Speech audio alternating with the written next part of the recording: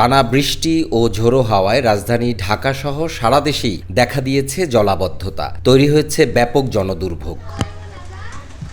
আবহাওয়া অধিদপ্তর জানিয়েছে, মৌসুমি বায়ু সক্রিয় থাকার পরেও আগামী কয়েকদিন দেশের বিভিন্ন অঞ্চলে বৃষ্টি ও বজ্রবৃষ্টির সম্ভাবনা রয়েছে। ভাই, আমি এই এলাকায় 12 সাল থেকে এখন 26 সাল, এত বছর যাবত এই এলাকায় এরকমই চলতেছে, এরকম ভাবেই মানুষ আসা যাওয়া করতেছে।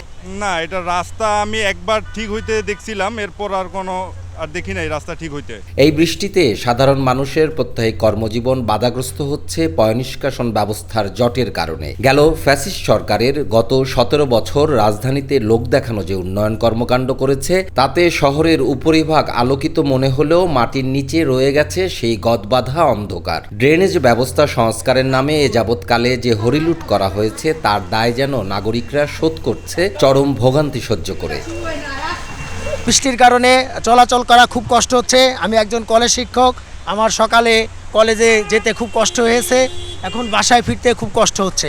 বর্তমান সরকার চাই আমরা রাস্তা উন্নয়ন চাই এবং ড্রেন পরিষ্কার করাটা অবগত চাই আমরা। হলো না, এই কদিনের বৃষ্টিতেই অনেক পানি হয়ে গেছে, যেখানে পানি হওয়ার কথা ছিল সেখানে অনেক পানি হয়ে গেছে।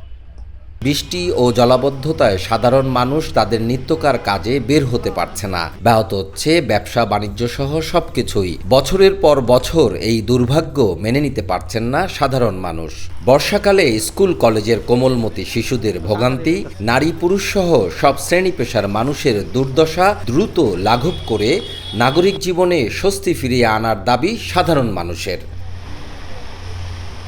গত 2 দিনের টানা বৃষ্টিতে ঢাকার নগর জীবনে যে জনদুর্ভোগ তৈরি হয়েছে, তা থেকে উত্তরণের কোনো উপায় এই নগরবাসীর যেন নেই।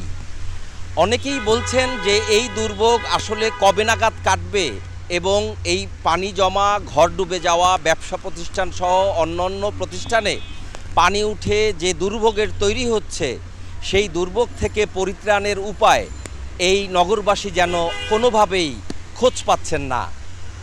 নগরকর্তা সহ এই সংশ্লিষ্ট কাজে যারা সবসময় থাকেন, তারা কতটা সচেষ্ট এই সমস্যা সমাধানে, সেটাই এখন নগরবাসীর প্রশ্ন। রিয়াদ খান, আয়না টেলিভিশন, ঢাকা।